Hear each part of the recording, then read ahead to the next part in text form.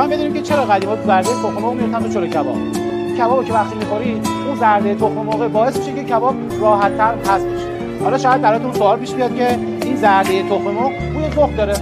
نه، بوی ذوق نمیده، به دلیل اینکه برنجتون داغه. وقتی قاطی برنجتون میشه با آب کبابتون مخلوط میشه، اون بوی ذوق از بین میره. الان دیگه فکر کنم بهترین زمان برای لذت بردن از این کبابه.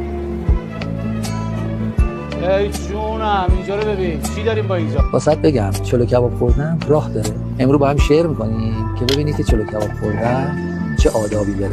قشنگ کراتو میذاری این وسطش رو باز میکنی، تمام صفای غذا تخم مرغ رو میذاری روش، این برنج رو ذره اینطوری کاورش میکنی. دیگه خیلی بخوای سفارشش کنی کجا همه مقدار خوردش میکنی و سماق قشنگی چی میشه. درم میذاری روش اینطوری بکنیش میدی. اینی که بعدش شده بهشت. کبابی که زیر برگشته رو قشنگ تخم مرغ قاطی شده، صفا پیدا کرده. حالا میشه جان کنی. بفهمید.